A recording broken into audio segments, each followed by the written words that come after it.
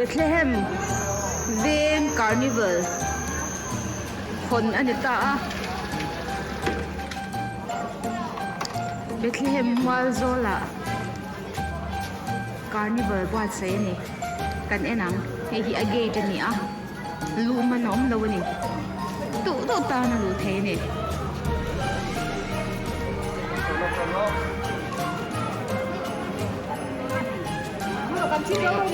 อาคนจานามีอันตำหาเอ็มมันนี่ฉันเห็นอะไรทางกันหลุดเพียสโตลฮัลโหลสับปะ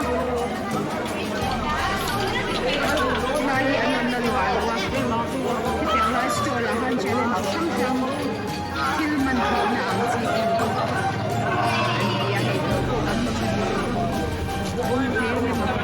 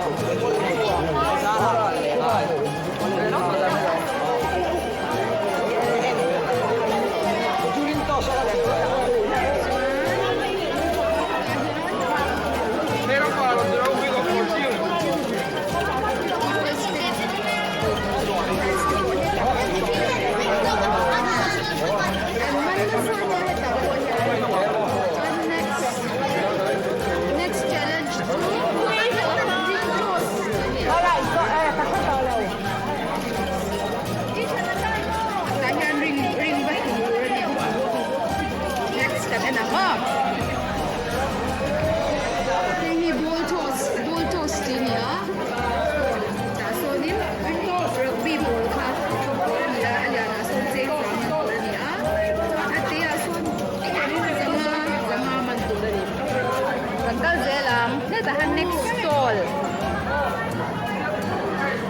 Hey, wall ball. Sure, tahan ka mo, asin ko ano tahan siya. Also, di lawa. That's do na tanan ko ano ki. Agol na tanan ko Hey, dikilo ta se ni an an lo.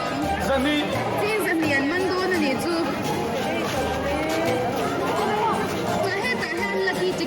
Lucky ticket here, price here, chalo me mani. Hey, first prize refrigerator, second prize washing machine, third TV, 40, soundbar, 15 Bluetooth speaker, consolation prize, earphone, Nikamata. Ini lucky ticket here, sing semua mani. Kat row. Tuannya tahan kangkal zela ko.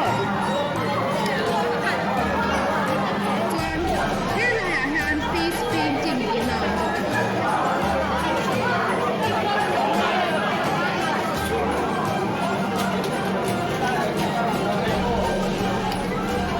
Zanin hi hon zana ni ah. Min chanem ngal ni. Face painting. In Duangzong, Bakan, Kuala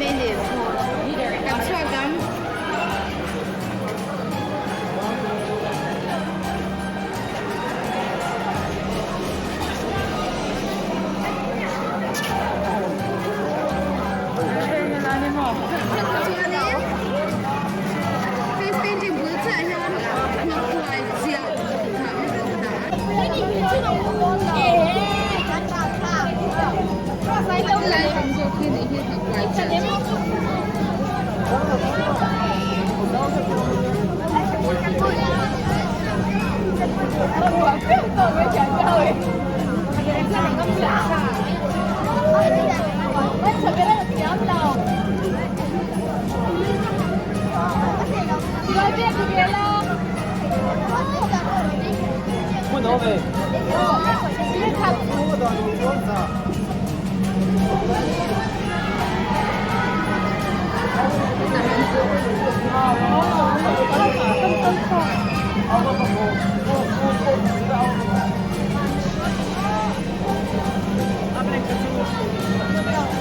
Ini akan disebut culture ni ya. Ini bouncy maze. Ini acung nama macam yang kan lalu.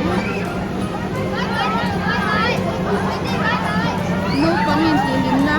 Tapi tong foto itu kita saksi Jangan lupa makan sayang san.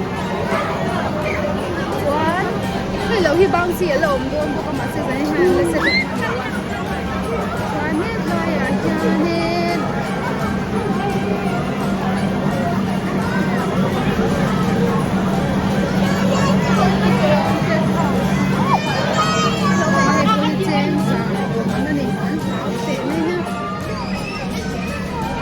pengahian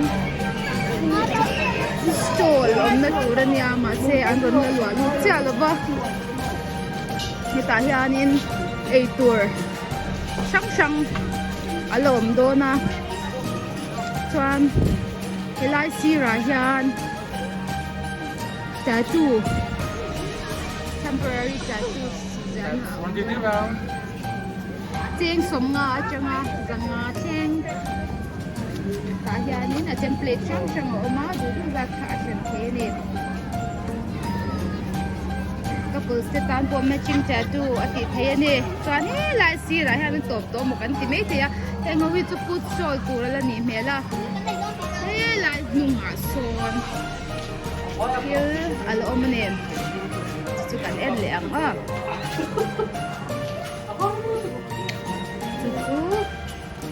patling lom chi right silai ka wala som balu no ma susuka tu ni kasi chu price om lo ka fu ni nei ka fu ni de to nei Cũng lâu cũng quý tốt. Ngon rồi. Lâu cũng lâu kha atlang pui a hon chan tir zan mi chu ni a cheina te hi mo em ni hei chung lam pang te bouncy maze so sumi lo so bouncy castle lang thi kha nak tu lama chuan an sita ko ni zanin ni so ba December Friday zan ni Christmas market lo adi chu carnival di nei tur amang ngai ni local victorian kan song cheu